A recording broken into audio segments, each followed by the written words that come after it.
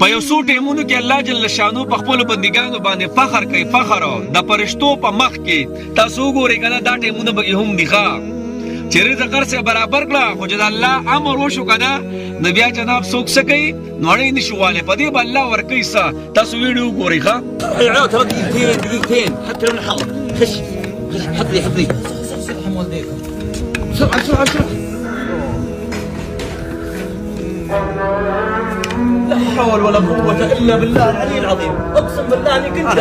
حسبي الله على ابليسك يا أخي. أنا من يوم أفطرت ما أنا والله يا ولد النار حظ يا ولد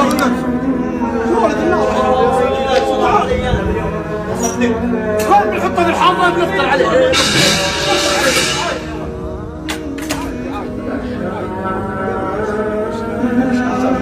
بالدنيا وشنا بالحوش. ليه الحوش ليه؟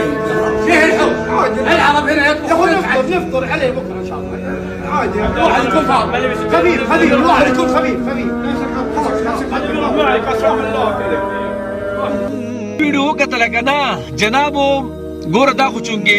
پېشمنی ټیم دی خدای الله جل شانو امر دی کنه کله چې الله اکبر وای نو روزه بس کې بند کې تاسو ته پته ده چې الله په دې څومره اجر ورکړي دی انسان له ګور په یو ټیمونو کې الله جل شانو خپل بنده باندې فخر کوي. دا خو چونګي د پېشمنی ټیم دی کنه یو خو پېشمنی الله جل شانو به خصوصي رحمتونه راوړي. خصوصي رحمتونه زموږ ډیر مسلمانان دي چې هغه پېشمنی نه کوي وستو د شو خبره ختمه د پېشمنی نه محروم شو د پېشمنی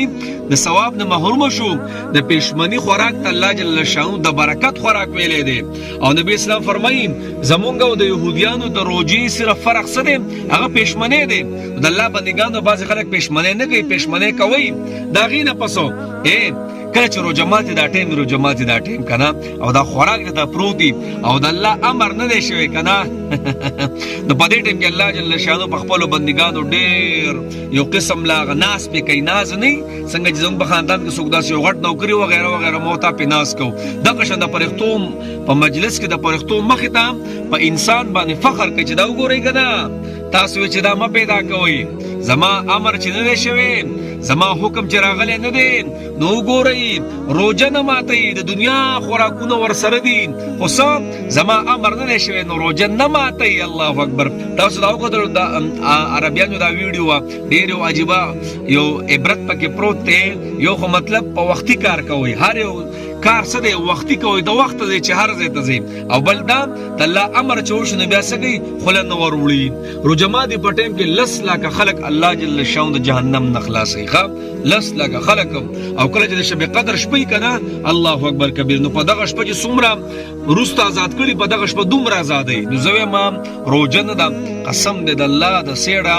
مړه دا واګي مکمل سسکړي د رحمتونو دا کنه جهنمونه بند شي جنتونه کولاو شي. الله د پدې کې د چا بخشش ونه شي کنه نبی اسلام فرمایي په چا روزه را نه لګا روزه رااله او د بګي بخشش ونه شو کنه دا ډېر بدبخت انسان دی. ته جناب الله موږ روزه را کړې یو خيسته میاشت را کړې دا د غمخواري میاشته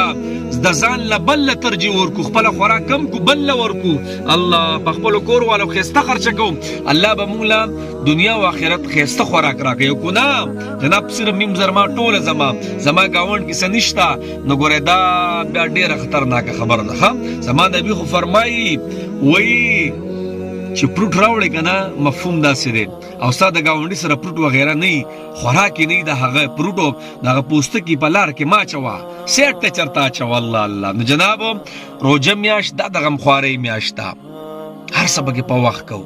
د یو بل قدر پکې وکړو د یو بل عزت پکې وکړو د یو بل ضرورت ته پکې وګورو د خپل مسلمان ضرورت ته پکې وګورو او خپل حق ختم کو او د بل حق مخکې کو. نو ګوره